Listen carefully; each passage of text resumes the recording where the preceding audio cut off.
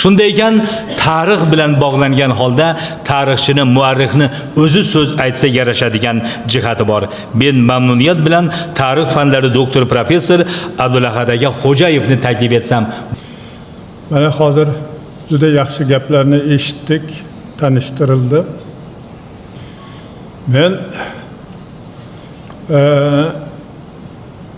tadqiqotchi, ya'ni qadimgi Xitoy manbalari asosida ilmiy tadqiqot ishlarini olib borish bilan shug'ullanish, iloji bo'lsa ko'proq isbotlarni keltirish kerak.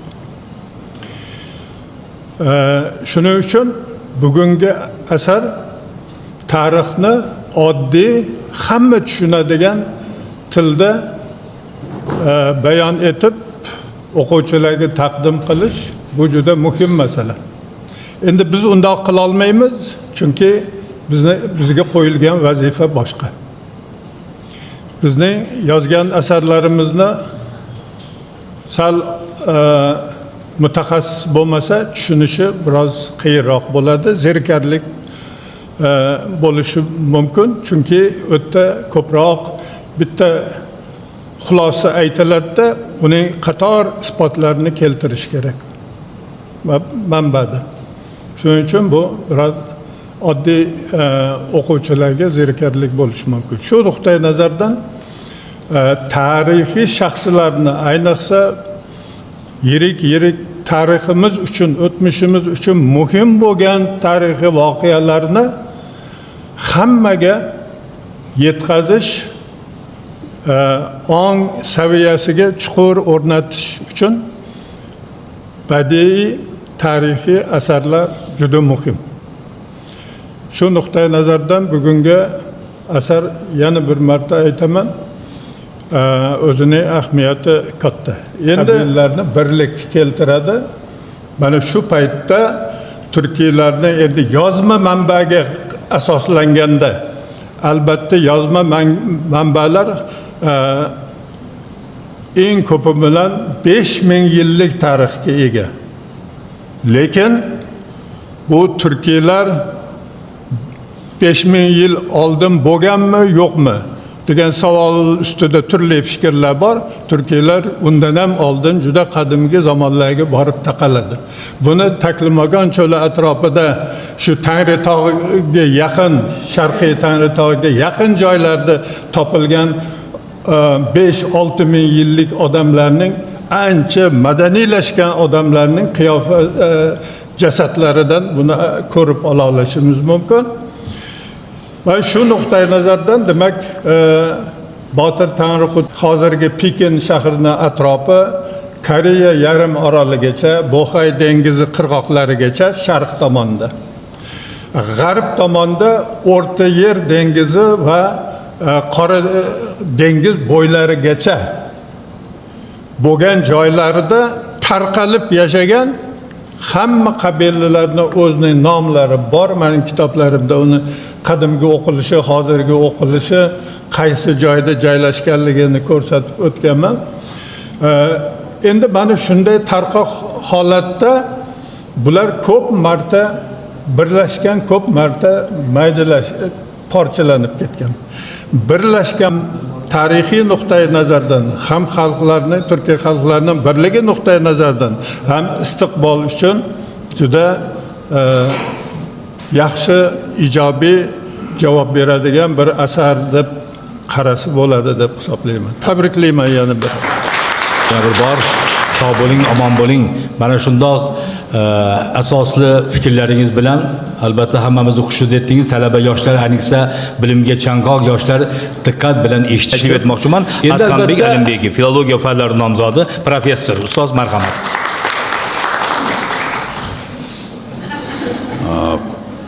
Avvalo, umuman tarixiy romanchilik to'g'risida gap ketganda bir narsaga e'tibor qilaylik. Har bir adabiyotning, umuman hamma adabiyotning dominant tomonlari bo'ladi. E'tibor qilsangiz, bizning o'zbek adabiyotining dominant tomoni proza bo'ladigan bo'lsa, prozaning dominant tomoni tarixiy romanchilik. Shu Qodiriy asos solgan o'tgan kunlardan boshlab e'tibor qiling. Dunyoga chiqqan eng mashhur asarlarimiz Odil Yoqubniki bo'ladimi, Pirimqul Qodirovniki bo'ladimi, mana Ulug' saltanat bo'ladimi, undan keyingilar bo'ladimi, asosan tarixiy mavzuda. Demak, tarixiy mavzuda ma'lum tajriba to'plangan va ayni paytdagi bu millatning tarixga bo'lgan munosabatini ko'rsatadi. Men tarixiy romanchilik to'g'risida gap ketadigan bo'lsa, doim bitta rivoyat ko'z oldimga keladi. Bu rivoyatni hammangiz bilsangiz kerak. Odissey sayohatlarida arvoh bilan gaplashgan joyi bor. Ana shu Odissey sayohatlarida arvoh bilan gaplashganda arvohlarga o'zini qonidan quyib keyin gaplashadi ular bilan. Tarixiy mavzuda roman yozgan muallifni men mana shunday Odisseyga qiyoslayman. U albatta biologik qon quyish emas, u tafakkur qonini, qalb qonini o'zini qahramoniga quyadi. Bo'lmasa roman bunday o'qishli chiqishi mumkin emas. Ikkinchi bir jihati, millatparvarlikning yaxshi bir ko'rinishlaridan biri tarixga murojaat qilish va tarixni deylik borligicha aks ettirish. Mana hozir ustoz juda chiroyli gaplarni aytdi, biz uchun ko'p yangilik bo'ldi, lekin bu yerda bir narsani farqlashimiz kerak. Tarixchi fakt bilan ish ko'radi. Yozuvchi estetik ideal bilan ish ko'radi. Shuning uchun badiiy asar ilmda tarixiy nima deydi, manba sifatida qabul qilinmaydi. Qancha to'g'ri bo'lmasin, lekin u badiiy asar. Chunki unga mantiqdan, adabiy mantiqdan kelib chiqib, yozuvchi o'zini fikrlarini qo'shishi mumkin. Ana shu nuqtai nazardan. Endi bu yerda Botir Tangriqut haqida o'qiganda o'zi ham bir nafasda o'qib chiqadigan ixchamgina yaxshi kitob bo'libdi.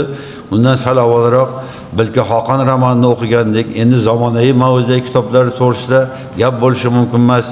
Mana shu ikkita kitobda o'sha davrning yoritib berilganligi, yoritilganini ham juda bir nekbin yoritilganini ko'rish mumkin. Asar qanday boshlandi? E'tibor qiling. Ko'chkin qushning nidosi bilan boshlanadi. Yovqur, to'g'ri so'z, elim qani deydi. Chunki bu vaqtga kelib mana shu el paymol bo'lgandi. Mana shu boshqacha qilib aytganda asarning prologi, qarang, bu obraz. Hop. Rahmat ustoz, sog' bo'ling, omon bo'ling. Xo'p, endi navbatda tarix fanlari bo'yicha falsafa doktori, O'zbekiston Respublikasi Fanlar Akademiyasi Sharqshunoslik institutining katta ilmiy xodimi Feruzaxon Jumaniyozova. Jumaniyozov degani menga daxli yo'q. Familiyamiz o'xshash. Yana o'zini yana chaqiryapti degan fikr bo'lmasin demoqchiman. Feruzaxon, keling. Assalomu alaykum, hurmatli ustozlar, kitobsevarlar. Endi shunday ulug' ustozlarimiz, xususan bu yerda meni ilmiy rahbarim, xunlarni asl manbalari bilan, xunlar haqida yozilgan manbalar bilan tanishtirgan ustoz Abdullahat akadan keyin, ya'ni O'zbekistonning birinchi raqamli xitoyshunosi, butun Markaziy Osiyoning hatto. Shu insondan keyin albatta biron bir yangilik aytishim qiyinroq, lekin men shu narsani aytib o'tmoqchiman. Bugungi kunda biz milliy kimlik degan tushunchaga juda ko'p duch kelyapmiz. Endi buning juda kodlari ko'p.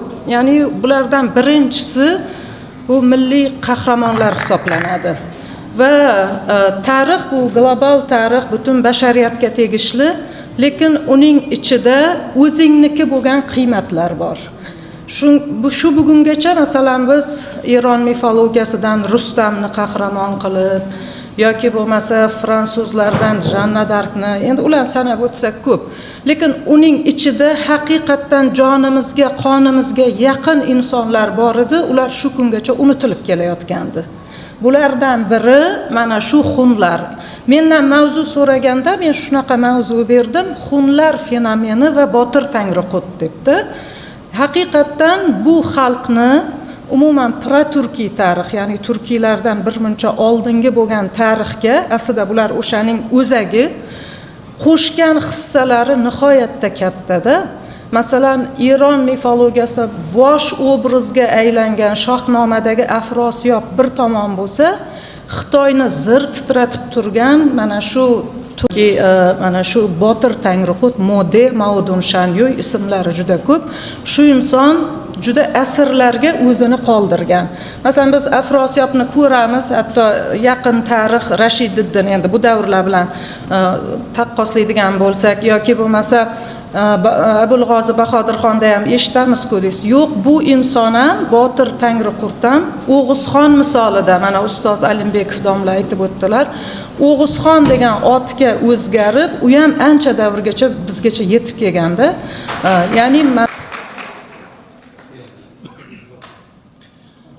Rahmat Feruzaxon, sog' bo'ling. Xitoy manbalarida Chenli Gudu degani aynan shu Tangriqutni ularni tiliga moslashgan holda transkripsiya qilinishi. Qanday aytilishidan qat'iy nazar eng muhimi mana men Lev Nikolayevich Gumilovni Xunlar degan kitobini o'qigan paytimda shunchaki ma'lumot olishni o'qidim. Lekin Isojon Sultonning ushbu asarida siz qahramonlar bilan sirlashasiz, so'zlashasiz, biriga muhabbat bilan, ikkinchisiga nafrat bilan qaraysiz. Shu tuyg'u sizda shakllandimi? Bu yozuvchining mahorati bilan bog'liq. Shunday ekan, bugungi tadbir nuqtai nazaridan gapirmoqchi bo'lganlar va kitobni mutolaa qilganlar bor. Mana filologiya fanlari doktori Bahorat To'rayevadan, professor Inomjon Azimovdan uzr so'rayman. Ular ham gapirmoqchi edilar. Shuning uchun keyingi tadbir egalari ham tezroq bo'ling deganday turishibdi. Shuning uchun ming bor uzr. Endi men davraga O'zbekiston xalq yozuvchisi bugungi tadbirimizning gavhari va mehvari bog'langan jabrlanuvchisi desam bo'ladimi? Isojon Sultonni taklif etaman. Marhamat. Assalomu alaykum. Hurmatli ustozlar.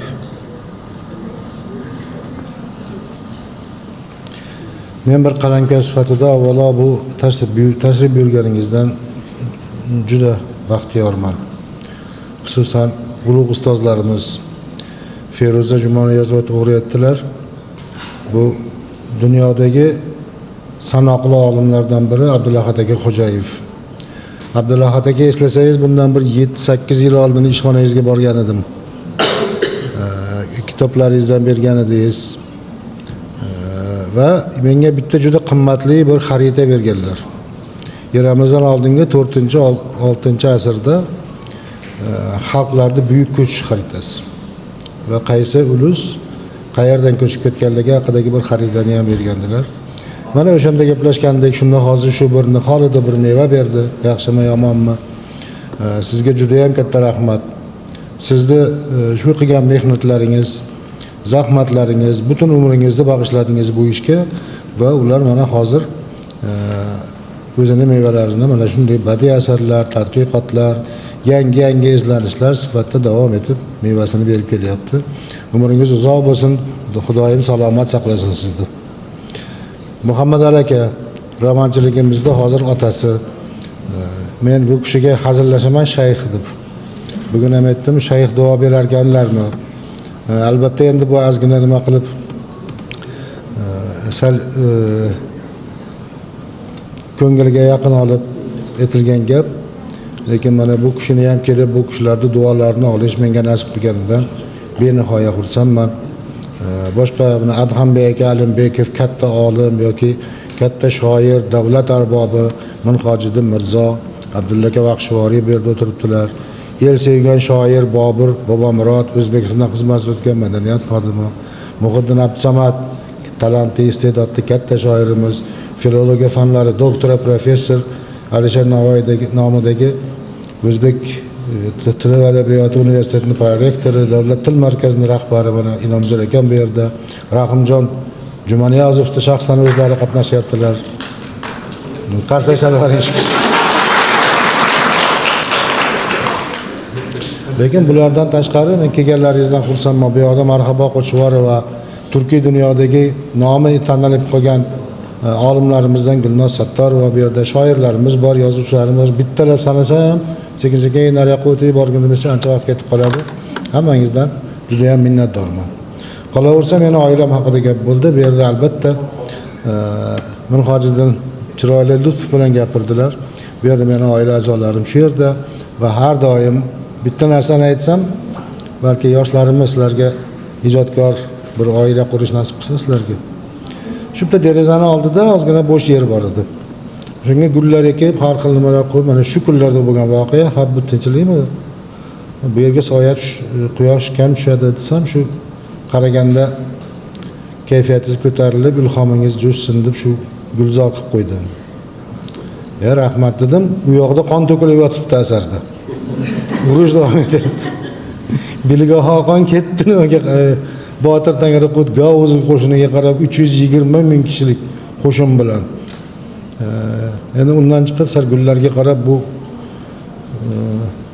ozgina sal ruhiyatini o'ziga keltirib olsin degan bir g'amxo'rlik bor. Qizim bor bu yerda. doktoranturada o'qiydi hozir, xudo nasib olimlarimiz sizlarni izlaringizdan kelib, sizlarni duolaringdan olib shu xalqqa xizmat nasib qiladi. Va albatta jiyanlarimiz bor, yaqinlarimiz bor. O'sha meni shu bugungi shu kichkina bir tantanaga quvonchga sherik bo'lish uchun. Endi quvonch dedik, quvonch nima? Bu bitta xo'p menga o'xshagan nechta yozuvchi bor, nechta qalamkash bor. Bir narsalarni yozsa yozaveradi endi. Shunaqa yozib yotibdi-yu hozir qanchasini ko'rasiz, biri u deydi, biri bu deydi.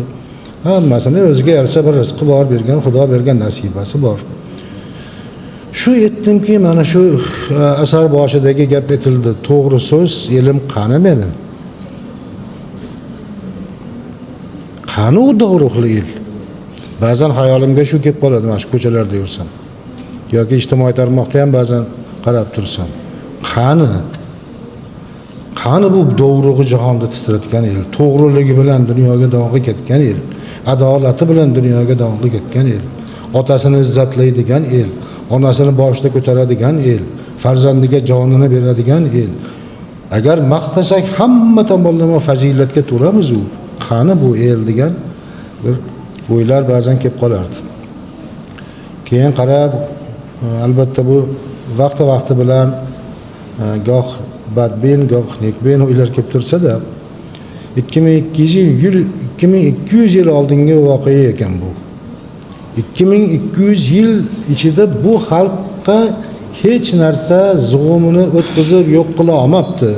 Bilga Xoqon aytgan edi, agar sen birlashmasang, jipslashmasang, o'g'il bolang qul bo'lib, qiz bolang cho'ri bo'lib, o'zing nimalarda o'rmon yalanglarida so'ngaging tog'day uyilib yotasan.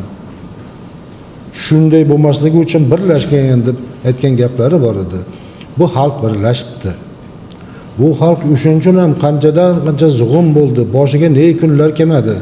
Biri qilich bilan keldi, biri yozuvchi ilm bilan Isojon Sultonning til va zamonaviy har turli romanni yaratishdagi ijodiy kechinmalar va uning mahorati bilan bog'liq chizgilar haqida o'z mulohazalarini atroflicha bildirib o'tdi.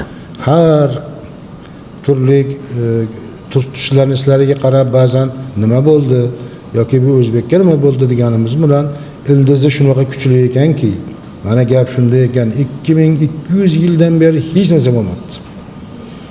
Yerga kirib ketgudek bo'lsa yana chiqaverdi. Mana deganlari ketdi bu yerga. U bosqinchini aytasizmi? Bu bosqinchini aytasizmi? Qani bosqinchi? Xalq yana chiqaverdi. O'shaning uchun bu yerda mana shunday bir xoqonlar bor ekan, shunday hukmronlar bor ekan. Tangri qut degani, Tangrini bergan qut barakasi degani. Tangrini xoqonni Tangri beradi degan bir tushuncha bor.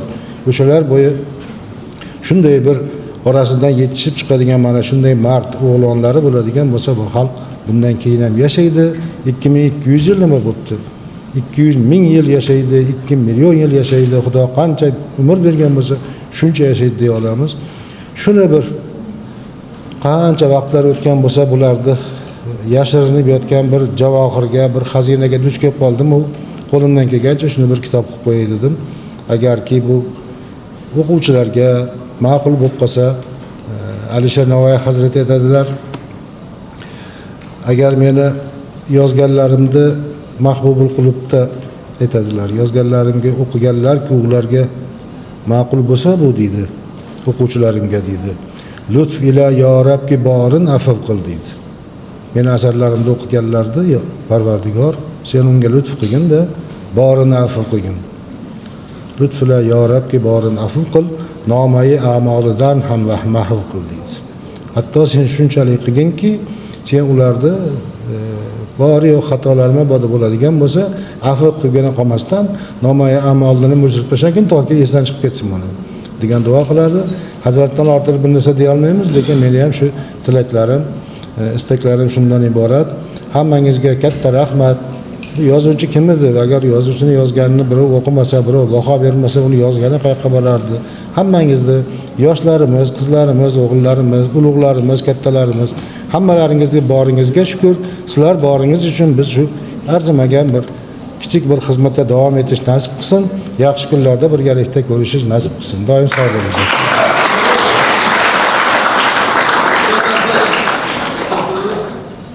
O'zbekiston xalq yozuvchisi doim ko'p martabaga erishgan. Xalqni sizga ruscha qilib aytganda nakas bitta iltimos bor. Bitta kitob tayyor ekan. Bilgi xalqimning qiyosida o'qib. Shuni 4 ta qilib tetralogiya qilasiz. Pullar davlatdan tetralogiya. Ustoz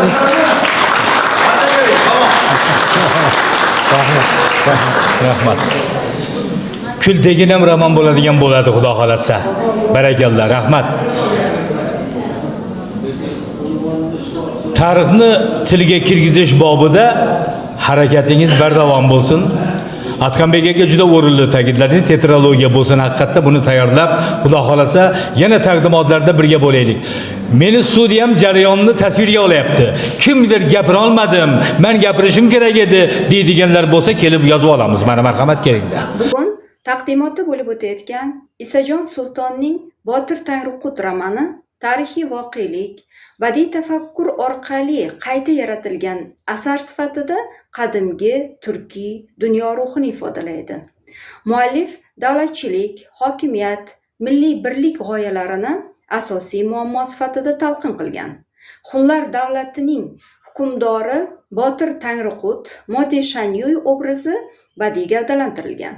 Tangriqut maqomi osmon irodasi va qut baraka bilan uzviy bog'liq. Romanda faqat tarixiy shaxs taqdiri haqida emas, balki butun bir sivilizatsiya ruhiyati aks ettirilgan. Voqealar ketma-ketligidagi Dungu, Tungus, Jungu, Uyshun va uychilar bilan harbiy yurishlar, qabilalar o'rtasidagi munosabatlar, siyosiy ziddiyatlar asosiy o'rin tutadi. Xunlar bilan Jungular o'rtasidagi kurash asarning eng dramatik nuqtasi hisoblanadi. Muallif voqealarning ichki falsafiy mohiyatini ham ochishga intilgan. Shuning uchun roman syujetida tarixiy voqelik, badiiy mushohada o'zaro uyg'unlashtirilgan. Sahro makoni cheksizlik va taqdir sinovi ramziga aylanadi. Vaqt tasviri esa oddiy tarixiy ketma-ketlik emas, balki tamaddun taraqqiyoti sifatida ifodalanadi. Asar tilida tarixiy ruh va zamonaviy badiiy tafakkur uyg'unlashtirilgan. Romanda ramziy va mifopoetik obrazlar tizimi alohida ahamiyatga ega. To'g'rul, Arlon, Ertug', Botir, Turuk kabi antroponimlar asarning milliy mifopoetik qatlamini shakllantirish vazifasini bajaradi. Botir ismi qahramonlik va jasorat, To'g'rul turkiy madaniyatdagi qush timsoli bilan bog'lanib, qudrat va hushyorlik, Arlon jasorat, shijoat va jangovar ruh, Ertug' ismi mardlik va bahodirlik, Turuk nomi esa ulug'lik ramzi sifatida namoyon bo'ladi. Osmon, bulut, ot, sahro kabi detallar ramz darajasiga ko'tariladi. Muallif qadimgi turkiy dunyoqarashni badiiy asarga muvaffaqiyat bilan singdira olgan. Asarda ot obrazi harakat, ozodlik va harbiy qudrat timsoli sifatida keltiriladi. Tabiat manzaralari qahramon ruhiyati bilan parallel ifodalanadi. Botir Tangriqut romanining asosiy estetik qiymati uning milliy tarixni badiiy falsafiy umumlashma darajasiga ko'tara olganda ko'rinadi. Shu jihatdan mazkur roman zamonaviy o'zbek tarixiy romanchiligida muhim badiiy hodisa sifatida baholanadi. Sog' bo'linglar, omon bo'linglar. Rasmga tushamiz. Bu yerga